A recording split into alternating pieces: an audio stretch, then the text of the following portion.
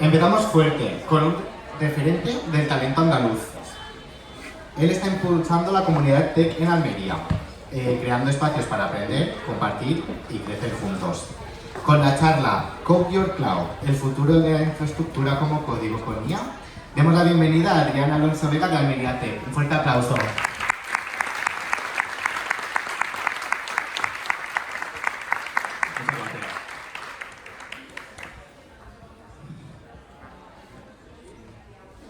Perfecto, pues esto ya se ve por aquí. Bueno, bienvenidos a todas y a todos. Me hace especial ilusión inaugurar el ciclo de charlas, a ver qué tal está el nivel. Y nada, lo primero, pues dar muchas gracias sobre todo a Codespace por contar con nosotros. Aunque me ha tocado pringar a mí, venimos desde Almería desde esta mañana representando a Almería Tech. Y bueno, ya hemos colaborado alguna vez con Codespace y bueno, siempre nos trata genial, así que oye, muchas gracias por contar con nosotros. Así que nada, propusimos esta charla, Code Your Cloud. Esta charla originalmente la hice en mi compañía hace un par de años, cuando la IA todavía no tenía a lo mejor tanto hype, y solo hablaba de infraestructura como código. Vamos a hablar también sobre eso, pero he aprovechado y la he reciclado, ya que la mayoría de charlas estamos todos un poco en la cresta de la ola y de qué está pasando con la IA, los LLMs, y quise enriquecerlo un poquito más con, oye, cuál es el estado del arte ahora mismo de esta tecnología, de estas herramientas, y qué pasa con la inteligencia artificial. Así que vamos con ello. Lo primero, presentarme, ¿vale?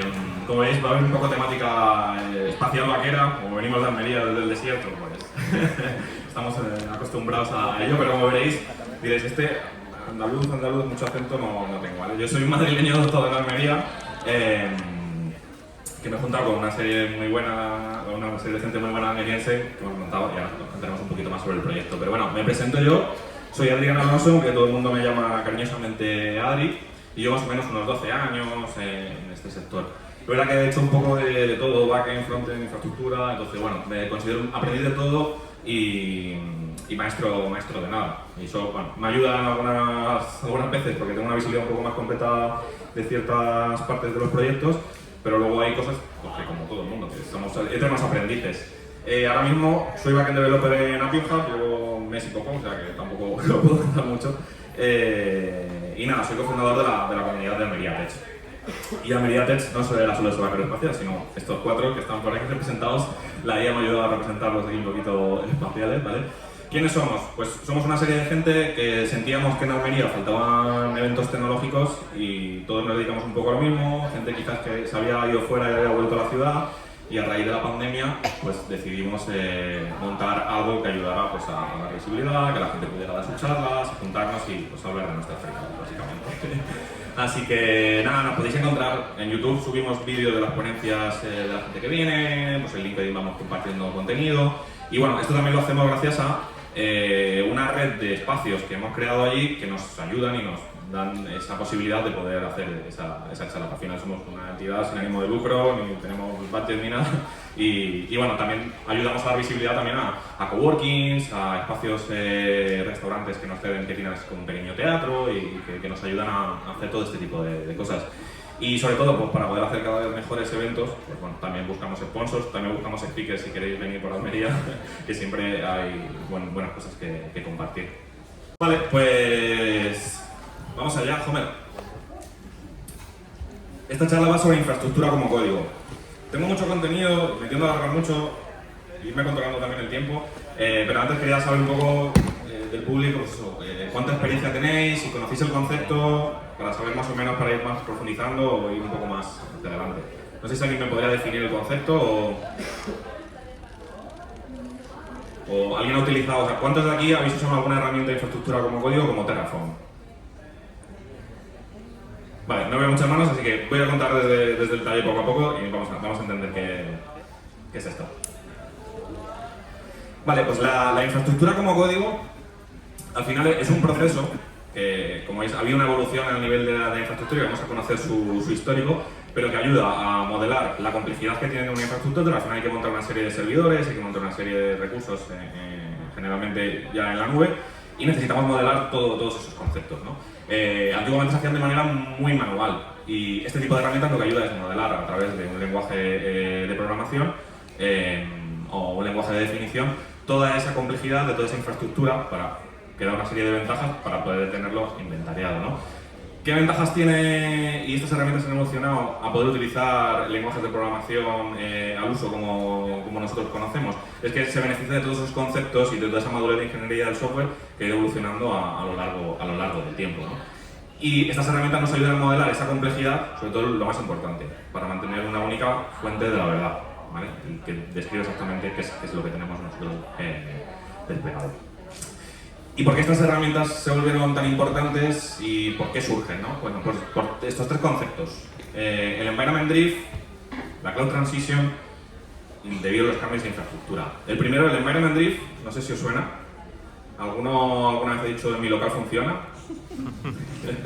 Pues básicamente es el de mantener la consistencia entre los entornos. Yo digo al final que ahora estamos en tecnología mucho más moderna, pero cuando empecé en el mundo del software, pues decían, toma, móntate el entorno de desarrollo y tú te configurabas ahí los servidores y tal, y luego ¿qué pasaba? Que había diferencias e incongruencias entre los distintos entornos. ¿Qué pasa? Que de repente subes el aplicativo y funciona perfecto en preproducción y cuando lo subes a producción algo falla, porque no se instala una librería o hay algo que no está 100% a la par. Entonces, estas herramientas vienen a solucionar para que solucionemos esos problemas y mantengamos la consistencia a lo largo de los entornos. Luego, la transición del cloud. Aunque todo el mundo ya estamos acostumbrados a la nube, esto ha sido una evolución, pero hay muchas empresas todavía que tienen parte de su infraestructura en bare metal, o sea, tienen servidores ahí directamente en sus compañías, aunque muchos hacen sincronizaciones con la nube y tal, pero todavía hay una transición y hay muchas empresas que están adaptándose, ¿no? Y ha ayudado a que estas herramientas, a que sea mucho más fácil el salto de cosas que tenían montada de infraestructura a llevarlo aquí. Y luego los cambios de infraestructura. Y ahora lo vemos también con la IA, ¿no? Cada vez hay más perfiles diversos que necesitan infraestructura, tanto de ciberseguridad como de data, ya no solo los propios desarrolladores que hacemos aplicaciones. Y entonces, en un entorno cada vez más complejo, con más servicios, con más configuraciones y necesitamos que esto se vaya a un proceso muy ágil de CI/CD. Entonces, estas herramientas han ayudado que estos tres elementos ayuden a que hayan cogido tanta fama. ¿Vale? Pero aparte de estos tres pilares, tiene muchos beneficios y todos estos beneficios van ligados a los conceptos que están ligados a lo que es la ingeniería del software. Entonces no os va a sonar nada raro. Por ejemplo, el control de versiones. Antiguamente en la infraestructura pues no había ese control de versiones, pero todos estamos acostumbrados a subir nuestro código a GitHub y poder ver qué ha pasado en commits, quién ha tocado qué o qué línea, ¿no? Pues este tipo de herramientas nos ayudan a tener ese código modelado y tenemos ventaja de esos conceptos. El más importante es repetibilidad y consistencia, que somos capaces de definir nuestro modelo de infraestructura y poder repetirlo y replicarlo. Si montamos un entorno de desarrollo, podemos montar en entornos con las mismas condiciones y que todo sea totalmente consistente. Luego, en los equipos, el alineamiento y la colaboración. Habréis oído el concepto de DevOps, que mucha gente se lo quiere cargar, mucha gente tampoco sabe muy bien qué es lo que es. Pero básicamente es un modelo de colaboración en el que, oye, vamos a trabajar todos los perfiles del equipo, vamos a trabajar los desarrolladores con los SysOps y vamos a dar visibilidad, ¿no? De ahí también va, por ejemplo, documentación y transparencia. Todo esto ayuda a tener ese modelo bien definido y que todo el mundo pueda colaborar y ver exactamente qué es lo que estamos construyendo y lo que hay desplegado. Y luego dos puntos muy importantes que lo vamos a ver a lo largo de la charla, que es coste y seguridad. A las empresas les importa la pasta y la seguridad, ¿no? Que no tengan ningún filtro de información, que al final también se traduce en pasta y en mala reputación, ¿no? Entonces, la gestión del coste pues también se puede controlar cuando vamos a hacer cambios en la infraestructura y a poner controles para que esas herramientas nos digan si lo que vamos a subir es seguro o no seguro. Así que, aunque os estoy contando aquí, voy a seguir con las historias del abuelo Cebolleta. Espero a lo mejor alguno os hubiese sentido identificado, pero nos volvemos unos años más atrás. ¿Vale? Vamos a la era de piedra, al ClickOps. No sé si alguno habéis vivido esta era, el ClickOps. Vale, pues al final, ¿cómo se gestionaba antes la infraestructura? Pues todo muy manual, ¿no? De hecho, no sé si os suena el concepto, que yo me acuerdo que las primeras empresas me decían, toma, este es el guía burros. ¿Esto qué es? Vale, pues el guía burros era básicamente una lista de comandos que tenías que ir ejecutando para poder configurar tus entornos, ¿no? Entonces, todo era muy manual, de repente a lo mejor cambiaba la versión, ya no funcionaba a partir de cierto paso, ¿no? y todo se hacía a través de consola y base scripting, ¿vale? Aquí ni había versionado, ni repetibilidad y pues, errores humanos frecuentes. He puesto unas referencias porque siempre es interesante ver las fechas, que por ejemplo AWS, ¿no? Que muchos pues, lo conoceréis, pero AWS nació en 2002, hace unos cuantos añitos. Y el primer servicio que sacaron, el servicio de cola, fue en 2004. S3, S2, 2006. Esto lleva la tecnología mucho tiempo con nosotros y han ido madurando a lo largo del tiempo. Y claro, evidentemente AWS cuando sacó sus servicios empezaron a utilizarlo, todas estas problemáticas habría que solucionarlo, ¿no? Y nace en 2009 este concepto de DevOps que sigue vigente a día de hoy, ¿no? de cómo colaborar. Pero avanzamos un poquito más para solucionar esos problemas y ya vamos a un modelo más imperativo. Aquí me he inventado yo el concepto porque no he encontrado muy bien cómo se llama, le llamo el Imperative Ops, pero ya del humano al script. Ya se intentan automatizar, ¿no? Que al final este es un modelo muy imperativo en el que yo le digo a la definición de la infraestructura los pasos que tiene que hacer para configurarse. Entonces, aparecen herramientas pues, como Ansible, Chef, que no sé si sonarán, que fueron un poco los antecedentes de estas herramientas de infraestructura como código, que funcionaban muy bien, pero tenían todavía algunos problemas. Ya se empezaban a reutilizar y poder configurar en nuestros pipelines de integración continua, y eso ayudaba mucho a que los equipos fueran muy ágiles a la hora de desplegar el código en producción. Pero tenían un problema, en que como definíamos el cómo, pero no el que queríamos, la impotencia no estaba garantizada. Luego profundizaremos en este concepto de impotencia. Pero al final, al replicar unos pasos, pues, lo que sucedía es que si había algo que se quedaba a medias, no podías volver a tenías que quedarte en el estado donde te habías quedado. Así que en esta era pues, ya empiezan a surgir tecnologías interesantes, ¿no? Pues Vagrant, no sé, ¿alguno utilizó Vagrant? Alguno, ¿no? Os suena. Y al final se comió el mercado Docker. Muchos proyectos, estaba el Vagrant File, podías configurar, básicamente era una máquina virtual para mantener la consistencia, pero luego al final el mercado se lo comió Docker, ¿no? Y ya empezaron a surgir las primeras herramientas de infraestructura como código. AWS sacó CloudFormation, que es la herramienta por excelencia de AWS nativa, que ayuda. ¿Qué pasa? Que es muy difícil de utilizar, no difícil, pero muy verbosa, y han ido saliendo soluciones que simplifican todo el proceso. Y no es hasta el año 2014 donde aparece Terraform, que hablaremos un poquillo de ello. Y ya lleva unos cuantos tiempo con nosotros, de hecho sí que más cuota de mercado tiene. Como veis, Docker, 2013, ahora veremos también Kubernetes, pero toda la containerización cambió en la parte de montar la infraestructura, porque ha ayudado justamente a esto, a tener nuestros aplicativos consistentes en un contenedor aislado y sabemos exactamente qué es lo que se ejecuta y lo que no. Vale, y llegamos a la actualidad. No sé si suena el concepto de GitOps, y aquí es donde llegan estas herramientas de infraestructura como código, ¿vale? En el que ya pasamos de un modelo imperativo a un modelo declarativo, en el que ya no describimos lo que queremos, cómo lo queremos, sino qué queremos, ¿no? Describimos el estado, no esos pasos. Empiezan a surgir herramientas. Yo creo que la herramienta rey que hizo que todo esto cambiara fue Kubernetes, y que ha cambiado un poco la manera de trabajar. Y como hemos visto, ¿no? Nace Terraform, nace Pulumi, que ahora lo veremos. Entonces son modelos idempotentes y que definen esa parte de una sola fuente de la verdad, ¿no? Aquí, como veis, aunque Terraform nació en 2014 ha ido evolucionando, ya sacó el módulo de Registry, que es como el NPM, donde tiene todos esos módulos en 2017, cada vez pues más gente lo adopta y hace módulos para ello, ¿no?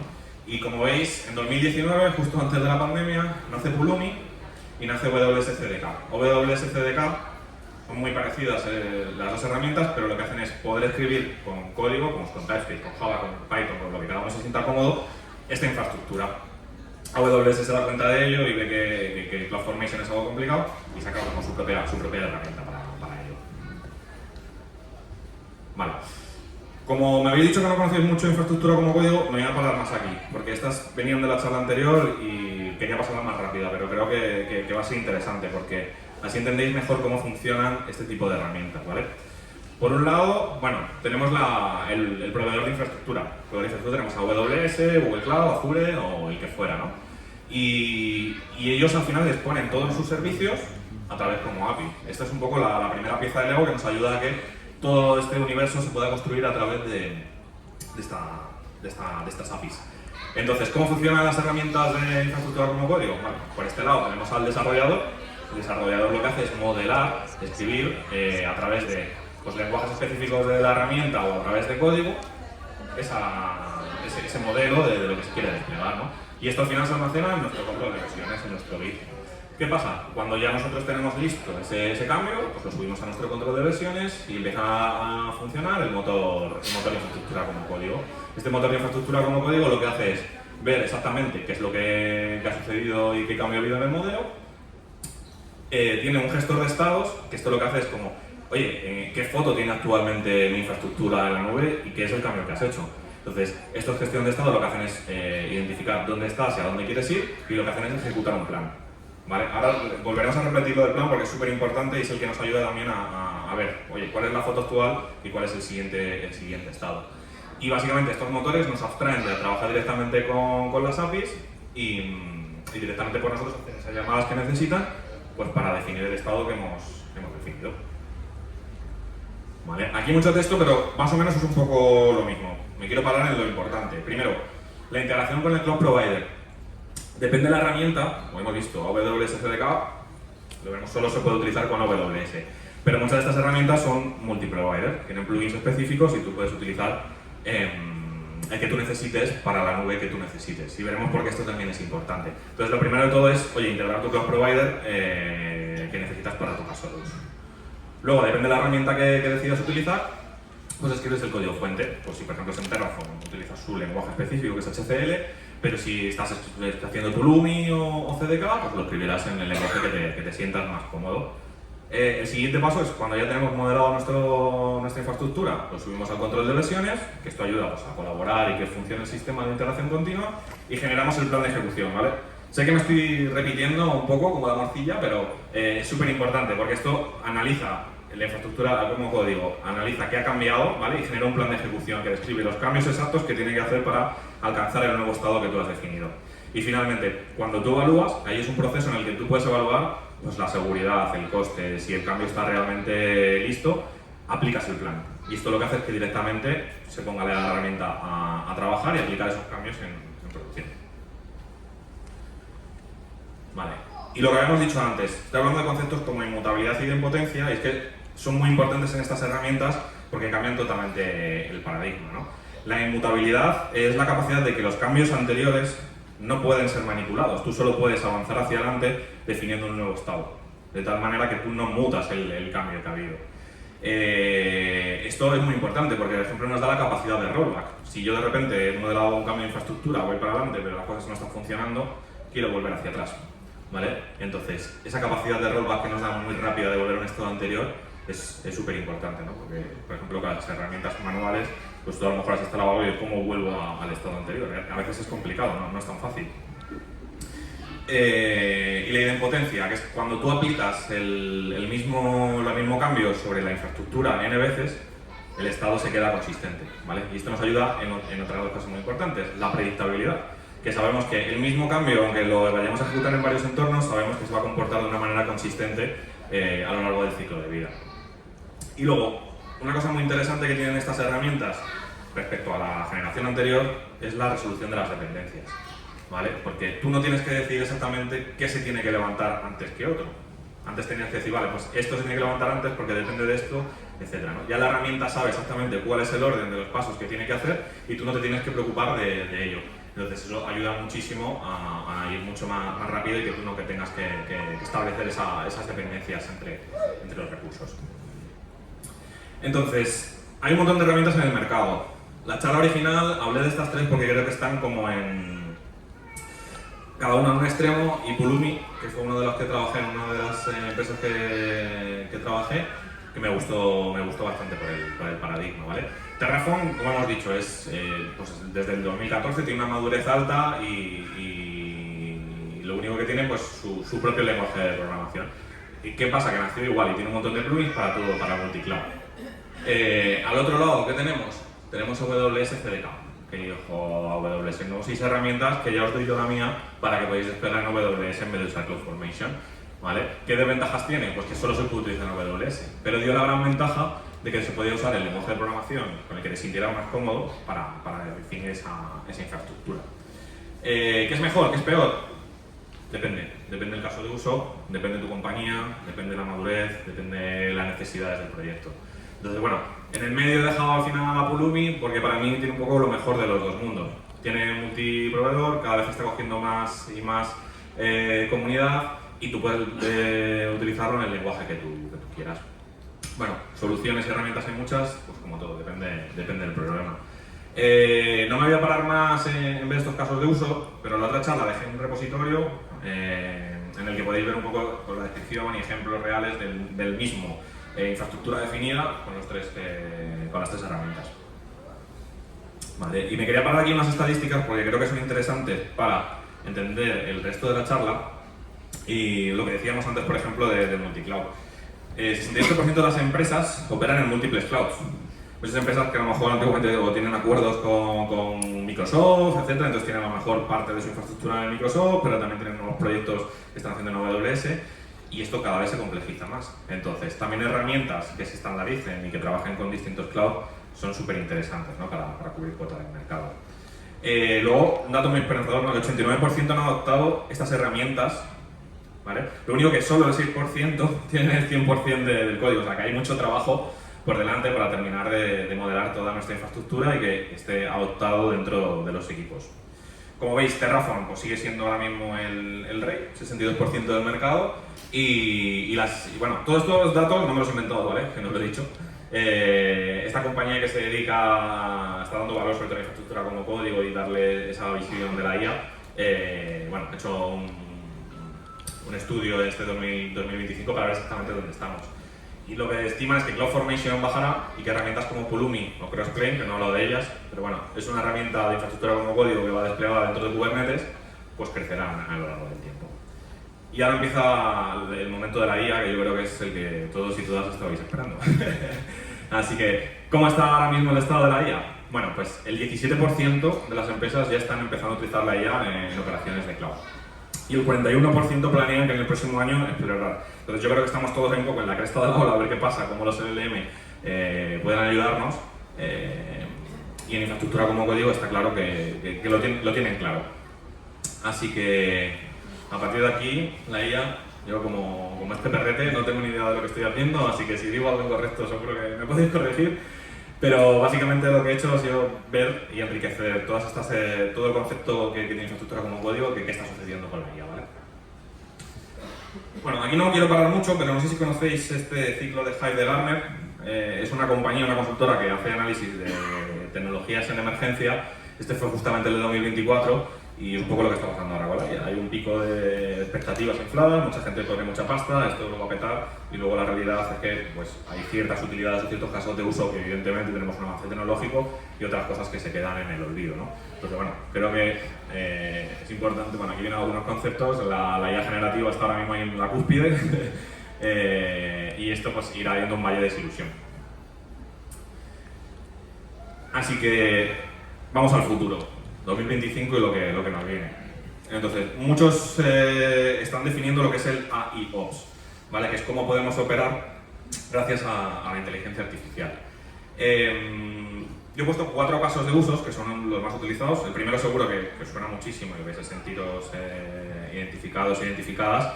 Y muchas cosas que realmente ya se vienen haciendo. Pero bueno, estamos ahí adoptándolo. El primero es el modelo Prompt to Cloud, que básicamente es como, oye, ayúdame a la IA como desarrollador a escribir ese código que tengo que hacer para infraestructura como código para desplegarlo, ¿no? Porque a lo mejor no conocemos todos los recursos o necesitamos que nos ayude a configurarlo. Y este es el que nos ayuda pues, a escribir qué queremos en lenguaje natural y que la IA lo convierta a código de infraestructura como código. Creo que la mayoría, si ya estáis empezando a utilizar herramientas como cursos, modelos, os sentiréis cómodos con esto. Lo único que, pues con modelos adaptados a que conozcan a infraestructura. Luego los agentes autónomos, ¿no? Que observan, predicen y que corrigen sin intervención humana. Y hay muchas herramientas que dan los propios cloud, que tienen modelos de machine learning, que te ayudan a predecir o a dar recomendaciones sobre costes o sobre decisiones que se puedan tomar, ¿no? La visión que tiene IOPS es como que tengas un agente, como si fuera alguien puro de infraestructura, que tome esas decisiones, ¿no? No sé si, bueno, en el mundo este alguno habéis hecho alguna vez guardias, pero sobre todo la gente de infraestructura tienen estos modelos de on-call que se tiran una semana, van rotando de quién se queda por la noche vigilando, pues a lo mejor puedes dejar a un agente de la IA controlando que todo esté ok con ciertos parámetros de acción. Luego el tema del compliance generativo. Claro, dejamos a la IA que genere lo que le dé la gana, también aquí hay un problema de ciberseguridad. Es decir, oye, lo que está ejecutando, lo que está poniendo en producción es totalmente seguro o sigue las normativas que hemos establecido, ¿vale? Entonces, bueno, pues ahí a lo mejor la IA nos puede ayudar a que si identifica cualquier cosa que no está cubriendo ese compliance, puede entrar en acción también. Y luego lo que habíamos dicho antes, el dinero, la optimización de costes, que es lo que le interesa a las empresas, ¿no? De, por ejemplo, si tenemos algo sobredimensionado y está generando un coste innecesario, aunque ya tenemos muchas maneras de poder configurar reglas que lo hagan automático, pero que pueda tomar la IA la decisión de decir, oye, pues este recurso lo vamos a bajar de capacidad porque estamos aquí perdiendo dinero. Entonces, muchas empresas hablan de los modelos de madurez, que dicen dónde está una compañía a nivel de infraestructura y de decisiones, ¿no? Ellos ya lo ponen al nivel máximo, que sean 100% autónomos y que lo hagan todo, ¿no? La realidad es que no estamos ahí. La realidad es que mayormente la gente está entre el nivel 2 o el nivel 3, ¿no? Creo que ya hemos pasado un poco esa parte reactiva de hay un problema en producción, vamos a ver qué pasa. Creo que ya tenemos dashboard, tenemos herramientas que nos ayudan y establecemos ciertas reglas para que nos den visibilidad de oye, qué está pasando y reducir cierto ruido, ¿no? Y yo creo que estamos ahí un poco evolucionando en ese nivel 3. Oye, ¿cómo esos modelos pueden ayudar en real time a detectar anomalías o predicciones en función también del comportamiento de tu aplicación, de qué puede estar fallando, ¿no? Ahora, por ejemplo, que se acerca el Black Friday, pues muchas empresas preescalan para poder superar o dar servicio con la carga de peticiones que va a haber, ¿no? Si tenemos un modelo predictivo que ayude a que de repente, oye, esto está creciendo, pues nos puede ayudar a escalar, ¿no? Y luego, pues lo de arriba, llegaremos, probablemente, con el tiempo, pero bueno, todavía hay que trabajar en ello para ese nivel de madurez. Luego, preparando esta charla, pues hay gente que se piensa que se va a acabar el mundo y que Skynet nos va a controlar. No, súper interesante la visión de este hombre. Bueno, dice que las herramientas de infraestructura como código están muertas ya, que los agentes de IA las van a sustituir. Y probablemente, ¿no? Al final, bueno, describo exactamente cómo funciona, os recomiendo mucho este vídeo porque os va a dar bastante luz. Pero en mi humilde opinión creo que será una transición y que estas herramientas tienen una madurez, ayudará a la IA a que se potencien, pero que bueno, que todavía poco a poco, hasta que todo esto evolucione. Yo creo que no es el fin. Y no es el fin por el no determinismo. No sé si conocéis este concepto, pero las IA, los LLM que estamos conociendo a día de hoy son no deterministas. ¿Esto qué quiere decir? Que si tú le mandas una acción, un prompt específico n veces, no te va a responder lo mismo. Y esto es un problema. Cuando habíamos trabajado a lo largo de la historia en tener cosas consistentes y totalmente estables, ahora viene la IA para rompernos toda esa consistencia, ¿no? Entonces, ¿cómo controlamos ese no determinismo? Bueno, pues la respuesta son guardarraíles. Que no es un concepto nuevo, ya viene implementándose en equipos de infraestructura que los ponen para controlar cómo aplican cambios los desarrolladores y los colaboradores del proyecto, pues para que no se salgan efectivamente del camino que se ha establecido, ¿no? Y no acabemos pues, como el astronauta en el agujero. Entonces, los guardarraíles, o los tres conceptos más utilizados y también que ayudan en el modelo de poner a trabajar a la IA en esto, se basan en estos tres pilares, dos de los que hemos hablado durante toda la charla: seguridad y costes, la pasta y la seguridad. Como conceptos que ya vienen trabajándose desde hace tiempo, como SecOps y FinOps, porque al final yo he estado en las últimas compañías en las que he estado, muchos de los proyectos son oye, ya tenemos todo desplegado, muy bonito, pero la infraestructura nos sale carísima, ¿cómo ahorramos costes, ¿no? Y muchas veces pues hay muchas maneras de poder ver, oye, cómo estamos funcionando, cómo son nuestras aplicaciones, si tenemos que necesitar levantado todo el rato, si podemos desescalar ciertos recursos, ¿no? Y esto nos ayuda a este tipo de guardarraíles. Y luego, más importante, las alucinaciones. No sé si conocéis este concepto, que la IA está todo flipada, básicamente. Y entonces te empieza a dar información que no está contestada y no es cierta. De repente se lo inventa, ¿no? Entonces aquí llega el modelo este de iGovernance, es decir, oye, yo dentro quiero que me ayudes a construir esto, pero quiero que enriquecerte con cierto contenido, cierta información, que ayudará a que lo que construyas cumpla y tenga consistencia con la realidad, ¿vale? Y que no te inventes cosas que no existen. Entonces, vamos a ver algunas herramientas. No sé qué tal voy de tiempo. No te he entendido, pero voy a ver si y 27, vale, voy bien, he ido rápido. No sé si me vais siguiendo bien o que a mí me gusta hablar y voy muy rápido. Vale, los guardarraíles, la seguridad, los OPA. No sé si alguno conoce este concepto de Open Policy Agent. ¿Vale? Estos básicamente son unos estándares que puedes escribir este tipo de sentencias que lo que ayudan es a definir ciertas reglas que son inquebrantables. ¿Vale? Y eso ayuda, aquí, bueno, he dicho a nivel de IA, ¿no? Que la IA, el código que genera a nivel aleatorio para IAC, la OPA valida si cumple o no cumple. Si tenemos una regla en la que dice, oye, un bucket de S3 bajo ningún concepto de la compañía puede ser público, pues la OPA tendrá una regla y decidirá que no puedes hacerlo. Ya lo haga un desarrollador o la IA que esté generando nuestro código. Esto es importante porque centraliza la gobernanza y todas esas policies ayudan a que, bueno, cualquier herramienta que pueda hacer cualquier cambio en la infraestructura, pues tenga esas reglas. Vale, esto es como un estándar. Es verdad que las herramientas como AWS ya tienen sus propios SCPs y a nivel de organización para que haya ciertas cosas que ciertos usuarios no puedan hacer. Pero bueno, me interesó bastante esto, que cada vez se está utilizando más y en equipos de infraestructura y súper chulo. Y luego, una cosa interesante, el prompt injection, no sé si os sonará esto, que bueno, la OWASP todos los años va actualizando las razones de problemas de seguridad que puede haber y uno de ellos que sonará que es el SQL injection, que es, oye, ¿cómo alguien a través de un formulario me puede meter al final a mi base de datos cualquier texto que tal? ¿No? Creo que eso ya lo hemos superado con muchas herramientas y ahora surge el prompt injection, que es decir, tú tienes a una gente que dices, oye, estos son tus pasos, y que alguien trate de decir, oye, olvida todo lo que has dicho y ahora yo tengo el control, ¿no? Entonces, pues también, si hay alguien que dice, oye, aunque te hayan definido que no puedes hacer esto, hazlo. Y si quieren meter por ejemplo, lo que hemos dicho antes, un bucket público, que bajo ningún concepto puedas. Vale, las alucinaciones, ¿cómo las controlamos? ¿Vale? Pues con todos estos conceptos que ahora están muy de modas, MCP, RACs, ¿vale? El MCP es el estándar que al final han llegado pues, todas las empresas que trabajan con modelos de IA para ver cómo enriquecer y cómo darle herramientas a la IA para que pueda consultar fuentes oficiales o fuentes que ayuden a enriquecer en función del modelo de uso que tengas, ¿no? Y luego los RAC, lo definen como un patrón de user, que es también cómo lo enriquecemos, pero en vez de dándoles herramientas que se puedan conectar en tiempo real, es con modelos de embeddings, que lo que hacen es básicamente traer el contenido masivo que te interesa con el que entrenarle, y lo que haces es meterlo en bases de datos de embedding. Pues hay unos algoritmos que lo que hacen es crear estos vectores, guardar una base de datos, y lo que haces es una búsqueda súper potente. En vez de buscar por textos concretos, lo que haces es buscar por semántica. Entonces, cuando sabe que estás pidiendo por un concepto concreto, sabe dentro de todo lo que tiene embebido cuál es el material que puede ayudarle a resolver el problema.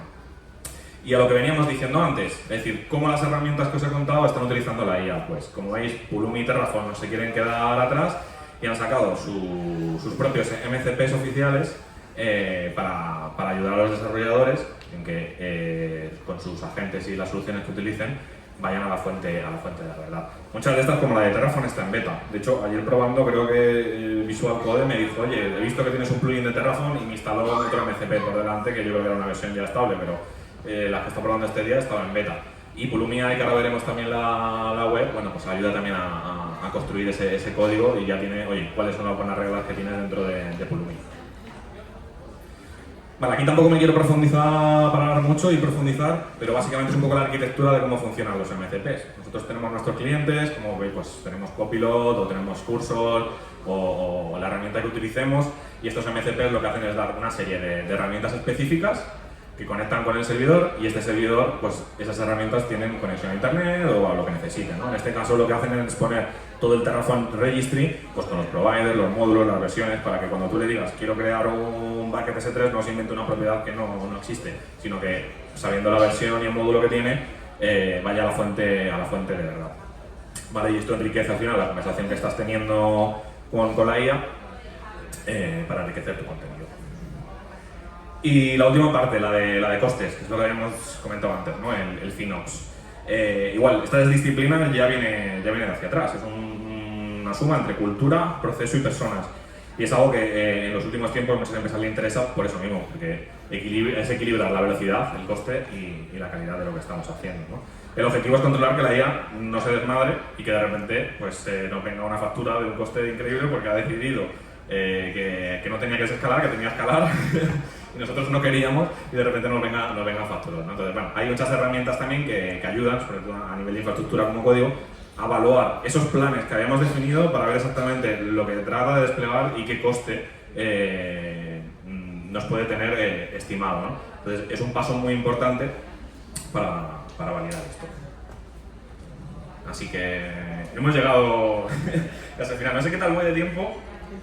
Voy muy bien, he ido muy rápido. Así que yo creo que podemos ver cositas interesantes. Este kit no lo he generado con IA. Me pareció un vaquero ahí con una pizza y dije, esto es perfecto. Vale, pues nada, la demo, vamos a hacer algo sencillito. Me costó ahí unos días, es totalmente bytecoding total, o sea que no me juzguéis. Pero básicamente el concepto, la idea de llevar un poco todo este concepto Prompt to Cloud es, oye, ¿cómo podemos con lenguaje natural, de una manera automatizada, al decir que algo, oye, vaya y se pueda desplegar automático? Entonces, he creado un sistema en el que se genera una issue en GitHub, ¿vale? Le procesa todo el contenido que tienes y lo que hace es saltar un pipeline que tiene un modelo de inteligencia artificial que consulta con OpenAI y otros modelos en el que bajo unas reglas crea un código que se adapta a la base de código que tengo. Entonces, vale, tú quieres esto, lo voy a generar, lo que hace es generar una pull request en el repositorio que salta otro pipeline que dice, vale, ya he generado el código y lo he aportado. Ahora voy a poner un pipeline en el que voy a decir si ese código que ha generado la IA es válido o no es válido.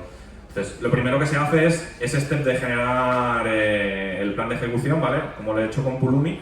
Esto es lo que se llama un Pulumi Preview y lo que va a hacer es decir, vale, oye, ¿qué exactamente es lo que vas a lanzar? Y voy a ver si realmente el código está bien escrito y lo puedo ejecutar, ¿vale? Cuando ya te genera el plan de ejecución, lanza la OPA, y esto es la herramienta que hemos visto antes en el que puedes ver si cumple o no cumple con las policies que has definido, y finalmente se ve la gestión del coste, ¿vale? Esta última parte la he omitido porque cuando me fui a implantarla vi que solo tenía compatibilidad con Terraform y para Pulumi había que hacer una serie de cosas y dije, bueno, como el concepto habrá quedado claro, creo que para el juguete es suficiente. Así que nada, vamos a ello. Os voy a enseñar un poco lo que he modelado en GitHub. Vamos a ver si el efecto demo funciona y la IA no me deja mal o alucina. Pero vamos a verlo. Vale, hasta aquí bien. Bueno, ahora dejamos ahí un poco para preguntas, que supongo que he contado demasiadas cosas. Vale, bueno, tenía algunas cositas interesantes que contar antes. Bueno, por ejemplo, el Pulumi AI. Ellos ofrecen una interfaz. Tú lo puedes instalar como MCP y en sus herramientas, pero tú aquí directamente le puedes decir lo que quieras y como un modelo como el que estamos acostumbrados a probar con ello. Como veis abajo dice, oye, ¿en qué lenguaje lo quieres? Incluso lo puedes generar en Terraform, si quieres el balanceado que solo te explique lo que está haciendo solo código. Entonces, bueno, vamos a hacer algo sencillito aquí, por ejemplo.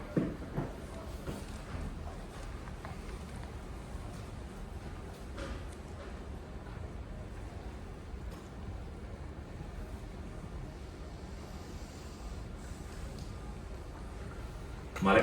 Al final esta IA pues, está integrada con todos los modelos y herramientas que tiene Pulumi y ellos lo ofrecen directamente, le hemos dicho que lo generen en TypeScript y ya nos ha dicho, oye, pues cómo hacemos los imports, cómo se genera el bucket, parámetros de configuración y tal. Creo que solo me deja hacer una petición en la IA porque lo que quieren es que al final lo utilices y te lo bajes, ¿no? Pero bueno, es un ejemplo como en un portal web directamente está integrado con el modelo que corresponda y está enriquecido y te da las respuestas que tú quieras, ¿no? Y esto ya lo han dejado público. Pulumi. Luego lo que os decía, el MCP de Terraform que podéis jugar con él. Bueno, básicamente lo que os decía. Esto está escrito en Go, tampoco nos va a meter aquí la cabeza, pero bueno, esta clase básicamente lo que hace es definir un montón de tools, que lo que hace es, oye, pues resuélveme los providers que tiene, dame la última versión del provider, entonces podemos interactuar con el agente y que utilice estas herramientas. Como os decía, pues esto se puede directamente clonar, lo podéis instalar en vuestros IDEs y conversar con él, ¿no? Aquí viene una manera muy sencilla de levantarlo en Docker, ya tiene la conexión con Terraform directamente, interactúas. De hecho, como voy bien de tiempo, bueno, tampoco voy tan bien.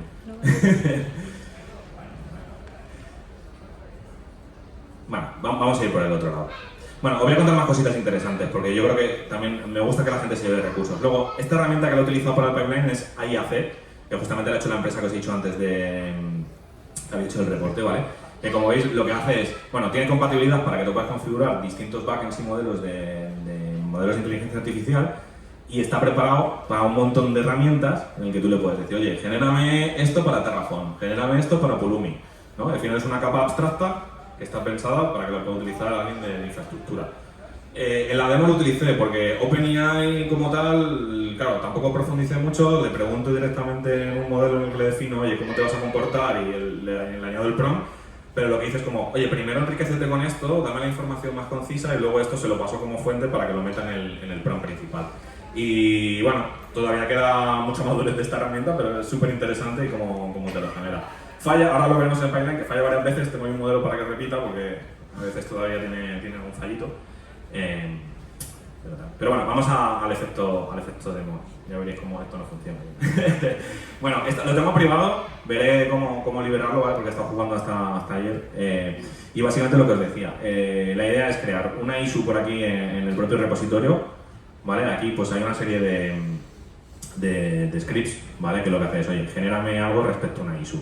Tengo un montón de librerías en el que me conecto a GitHub para traer los datos del issue, tengo la gestión de los prompts, tengo el generador este híbrido que os decía, como el de ficheros, o la herramienta de IAC, que está también ahí de, oye, cómo poder consultarla.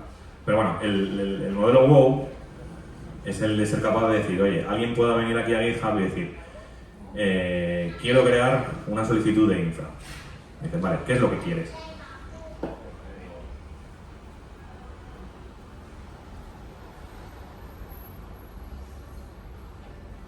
Vale, bueno, aquí se lo puedo decir en español, en inglés.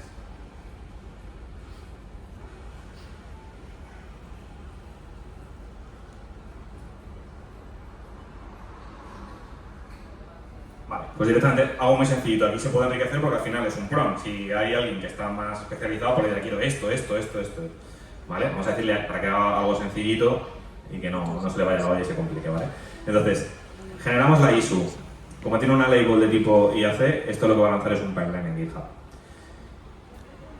¿Vale? Como veis, ya está funcionando. ¿Qué va a hacer esto? Pues básicamente, nada, se baja las dependencias, está instalando la herramienta de IAC, está instalando las dependencias del proyecto, y lo que va a hacer es, cuando empiece a generar project from issue, se va a traer los datos del contenido que ha creado la issue, se lo va a pasar a la IA y va a generar un código concreto. ¿Veis? Como ya está. Como veis, ha fallado, como no, y tenemos varios intentos, pero al final lo ha terminado de generar o no. Ha fallado 2 veces, pero a la tercera va la vencida y ha generado ese código. ¿Vale? Lo ha importado y lo que ha hecho ha sido generar una pull request con lo que le hemos pedido. ¿Vale? Nos vamos rápidamente por aquí. ¿Vale? Como veréis, ahora tenemos una pull request nueva. Nos ha creado esta pull request. He cogido el título, que incluso aquí lo había escrito mal. Y nada, pues ha creado el código y lo ha importado en el proyecto. Básicamente, oye, me ha importado este nuevo módulo y aquí ha creado la cola SQS. Hay cosas, no sabemos si va a funcionar o no, porque mira, ya hasta el copilot que hay ya ha puesto algún comentario. Pero básicamente ha cogido y ha construido el proyecto que necesitamos. Oye, crea una cola y ponle un delay de 15 segundos. Así que nos volvemos a la acción, porque ahora lo que se está haciendo es evaluar en esa pull request qué ha pasado y si puede ejecutar el cambio.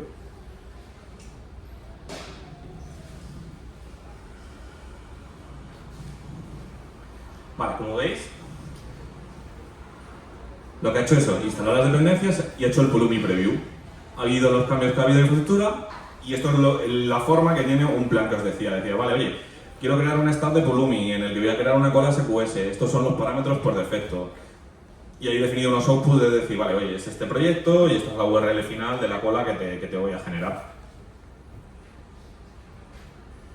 Vale, bueno, hacemos una serie de pasos para transformar ese output para que lo pueda ejecutar esta herramienta, que es la que os decía que ejecutaba la parte de las sopas. Vale, y como veis aquí, lo que ha hecho ejecutar básicamente es, oye, contra ese preview voy a ejecutarlo contra las descripciones que tengo en el repo y voy a ver si pasan o no pasan. ¿Cuál sería el siguiente paso? El de evaluar el coste. ¿Vale? Bueno, SQS es por consumo, entonces bueno, te puede dar un poco de iteración, ¿no? Pero si hay un servicio que estás levantando una instancia de una base de datos en un de tipo de instancia concreto, pues puede ser que te diga, esto te va a costar 500 euros al mes. Bueno, es importante que te avise. Y ya estaría. El siguiente paso sería tener un control humano que valide esto, del OK, y haga la playa en producción. Como veis, el gestor de estado de estos se ha quedado en el Pulumi Cloud. Así que esto es justo que acabamos de hacer aquí. Si tenemos nuestro stack, ¿vale? Que esto tiene su propia herramienta en la nube, que es un SaaS, esto lo he ejecutado hace 2 minutos, pues nos da más visibilidad, como veis, de lo que va a hacer y del output, que sea un poquito más bonito cuando lo hemos visto en la pipeline. Entonces ya decide el humano si despliega o no despliega en producción. Así que volvemos por aquí y quería hacer una pregunta de cierre, y es: ¿dejaríais que la IA hiciera mañana una playa en Terraform?